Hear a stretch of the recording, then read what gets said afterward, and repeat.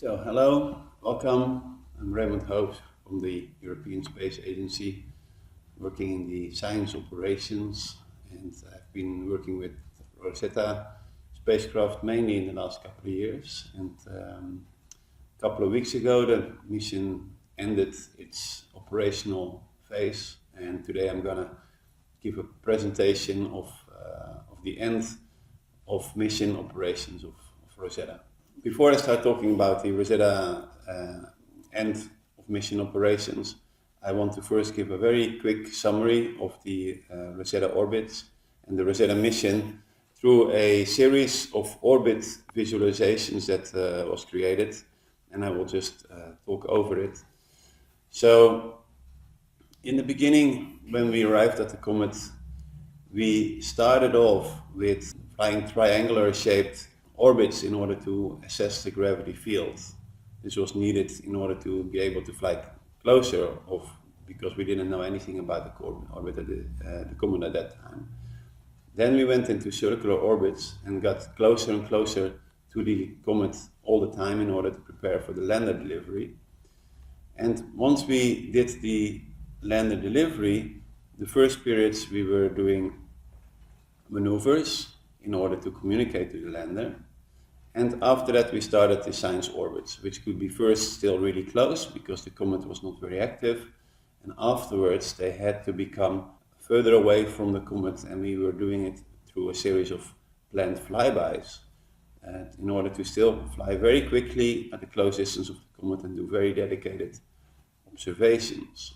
This looked like a very good scheme in the beginning, although in one of the flybys we quickly learned that the Comet, as it was getting more and more active, we were getting navigation issues, and therefore we had to actually fly further away from the Comet.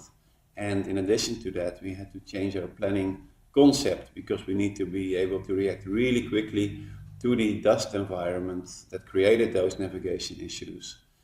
And this was done. It worked reasonably well. We were able to react to a lander recontact really quickly through this planning concept. But of course, when we did find the lander for a while, we tried to communicate further, but we had to continue with the science missions as well, which at this stage were getting close to 400 kilometer distance when we were at the perihelion of the Comet. So the Comet was closest to the Sun and was showing massive outbursts.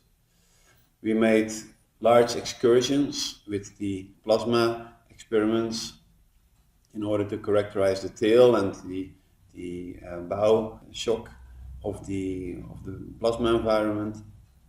And then we were getting closer again to the Comet as the activity decreased after the perihelion period. We went looking at different areas of the Comet. We went to the northern hemisphere, but also the southern hemisphere, where we had specific look at those areas. And then we went really back into these very close orbits again, and we made yet another night side excursion to go more into the tail of the Comet again for the plasma environment. Then we came back again into the circular orbits, and we tried to get as close as we could, which we managed to do for a couple of orbits really close. But we also had to go out again to do a full remapping of the Comet with a different phase angle, so looking at more with the Sun from the back in order to characterize the changes from before and after the perihelion. So we then went into the final circular orbits and then started to go into the end of mission orbits, which is what I'm going to be talking about further in this talk. The end of mission orbits, they were really the closest we would ever get. So we managed to get into a 7-kilometer circular orbit, but we really wanted to go into orbits where we would be as close as even 2 kilometers from the surface of the Comet, so significantly closer. And this is what we're going to be talking about. So then the Rosetta end of mission. So some people might ask the question, well, why did we end the mission? Of course, we were doing a cometary mission where the Comet had a perihelion very close to the Sun, but the aphelion is very far away from the Sun. When it's far away from the Sun, Rosetta would not have enough power and will not have enough data link to communicate to Earth, but mainly the power is a big issue. And what was happening for the end of mission date is that we were actually still communicating well with Rosetta. It was further away from Earth than it was from the Sun, but actually the Earth was moving behind the Sun, and this period, which is called superior conjunction, would not have allowed to communicate to the spacecraft. And when we would come out, we would find ourselves with very limited power and limited data rate, so not a good state to continue the mission. So it was decided to end the mission before this period would start, and this was then the 30th of September 2016. Then there are a couple of characteristics of this end of mission operation. The first thing is that we would do it doing close flyover orbits, which allowed this really close imaging of areas of the comet. And then that followed by a controlled impact. So we would land the orbiter again on the comet to give us even closer images as we would descend. And we had to do all of that with very low data rates for all the experiments, and of course the navigation that was essential of the Rosetta operations, and that's optical navigation, so it involves a lot of images and a lot of data.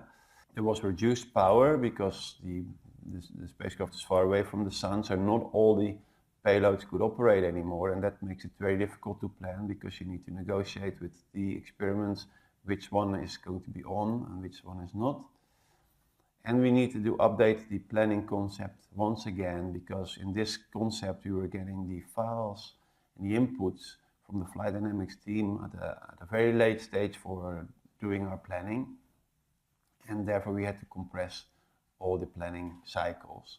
And this was good in a way that all the teams had to work really close together, and after already a couple of years of operations the teams were very trained to do so, but it's another challenge you need to deal with. The pointing of the spacecraft that was normally planned by the experiment teams, they would be requested, was now fully in the hands of the flight dynamics team that operates the spacecraft, because they had to react so quickly to their optical navigation that they had to have everything predefined, which kind of pointing block. So that was also a new thing that we needed to take care of. And flying so close had another impact, is that the only way that we could fly so close was by changing certain constraints that before did not allow us to fly so close. So our systems had to be updated with these constraints, or otherwise we had to waive these constraints, which means your planning system gives you errors, and then you need to say this one is allowed and this one is not allowed, which is a more complicated way of operating. Furthermore, we had set up a lot of procedures that we had to follow for doing our planning, and this way of working resulted in a significant amount of non-routine procedures that had to be followed, again making the planning a bit more complex. So the first phase of this end of mission period were the close flyover orbits.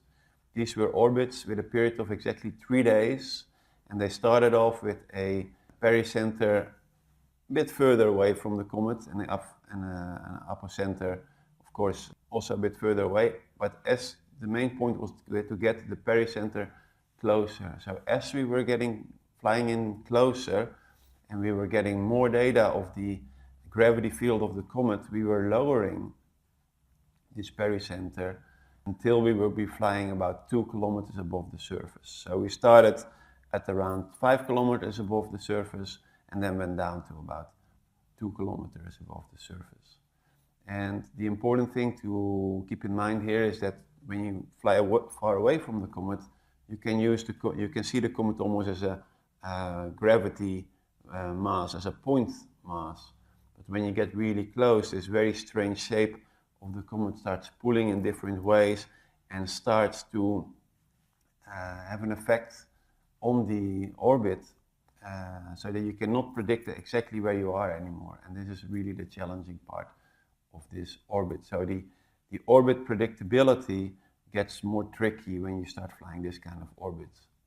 And we will come back to that, because orbit predictability goes together with the attitude, the pointing of the spacecraft, because if you do not know where you fly exactly, you can also not point to a specific target as exactly as you would like to.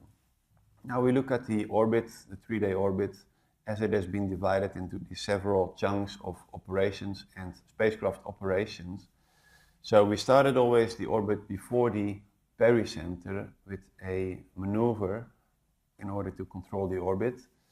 And after that maneuver was done, we would do a series of limb observations, so looking to the edge of the comet. And then we would start with what we called illuminated observations, meaning that we look to illuminated parts of the comet. But as we're moving so quickly, we need actually to track these parts very quickly in order to look at them, and in order that the camera does not have a smearing, so that it doesn't look moved, we actually have to really track all these illuminated areas of the comet. So it's a continuous tracking exercise during the pericenter. Then we do another series of limb observations before we do our second maneuver. Then we go more to the upper center side where things go a bit slower, and it's a bit more to the night side. So again, we do the illuminated observations. Then we do unilluminated observations that are interesting for some instrument, or calibrations that some instruments need. And this is followed with a wheel offloading where we unload our reaction wheels. We then do a series of rapid scans, again very interesting for some of the science instruments, and finalize it with more illuminated observations where we track certain points. And this completes then our 3-day orbit. I'm going to show you a couple of videos now where we see these orbits being executed. And just keep in mind that the interesting bit about this kind of operations and how difficult it is, that as we are flying 700 million kilometers away from the Earth and 560 million kilometers away from the Sun, we're operating this spacecraft at only 2 kilometers away from the comet. So it's a very challenging task. So in the first video, I'm going to show you the view to the comet, showing the orbits as white wire frames, so you can track the spacecraft. And we also have a camera view that is from behind the spacecraft, so that we can look how the spacecraft is moving to see the observations. And when we do so, we start off well before the pericenter, when it's doing this maneuver. And then when it comes out of this maneuver, we're going to fly along with the spacecraft, and we will see how the spacecraft is continuously moving and trying to track these illuminated areas that are on the comet. So the spacecraft is a continuous movement in order to do all these complex operations. The second video I want to show to you is a similar operation, but now we look again to the comet orbits. We look along with the spacecraft, but we also look along the camera field of view. So we see what the camera is seeing. In the lower part of the animation, we will see the timeline of the operations, where we can see the maneuvers, and then we can see all these limb pointings, followed by these track pointings where we do to these illuminated observations. So here we see the illuminated observations moving. We see the camera scanning all the time along the comet surface, seeing different areas in high detail of the comet, and then we will see it moving away again. So this video also shows as we're going to the apocenter, so we're going to go really further away from the comet. We see all the observations, the tracking. We see the fast scans that are really rapidly moving with the comet through the field of view of the experiments. So this is the full set of operations as it was performed. And these videos, they were made by recording actually the planning software that we use for planning these Rosetta operations. The reason we do all these very close flyby observations are, of course, for science, because at the end we're flying science missions, and the major objective is always to do the best science we can do. So what we're really interested in is the results that we got from these close flyover orbits. And with that we have done quite well with the publication of our navigation camera images, but especially also the OSIRIS image of the day, where they published regularly images to the ESA web pages and to their own web pages. And I'm going to show you some of the high detailed results that were published by the OSIRIS team of these close flyover orbits. So these are images that were taken from a distance of 2 kilometers from the surface using this smearing compensation maneuver, and we can see that it worked really well because we get very nice and clear images. And the first one I show you here is one that shows a rather rocky area with some white dots on it, which seem to be ice patches that have been formed during the night. Those areas come again into the sunlight.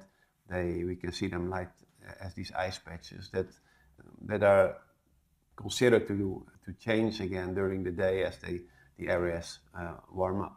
Another image shows an area where we see more like loose rocks lying around in more like a fluffy, soft area of the comet. So we see these separate rocks lying around, which again creates a very spectacular close-up of the comet.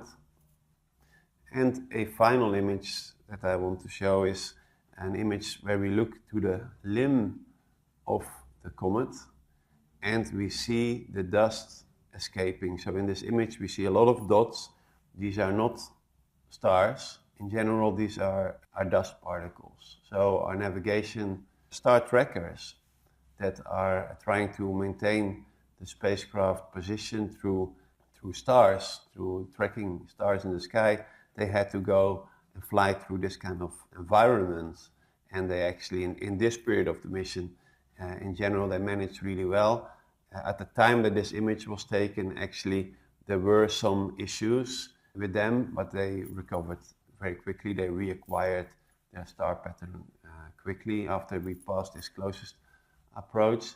But it just demonstrates the tricky environment we were operating in. The final close flyover result that I want to show you is the one that we did in the configuration that I'm showing you here on the screen, where we were asked at a late stage to point to a specific area of the comet because we had done calculations to image the lander that we did not find before. We knew where it was more or less, but we never got a good image of it to really show the lander on the comet. But we had done new calculations and we did find them. So we pointed the spacecraft in this direction. We knew that the lander was going to be in the shadow, but that our camera used with a deep exposure setting would be able to see the lander. And we also knew that because of this orbit uncertainty, pointing straight to the lander would be a real difficult task. Anyway, we put it into our planning and we observed that area of the comet. And the picture we got is the following. We, of course, were planning to have the lander right in the middle, and right in the middle there is definitely no lander to be seen. But if we look to the side of the image, actually we did find the lander. And you see here the off-pointing was about 1 degree. And we got the lander in a very good detail, showing clearly the legs of the lander. We were at 2.7 kilometers of the surface, and we could very clearly show that this was the lander as it got stuck on the comet in quite a difficult area between big rocks with lots of shadows, and where we did the science observations of the lander. So now we have a complete surrounding picture of where the lander is. We can really enhance furthermore the science of both the lander and the orbiter experiments through this observation.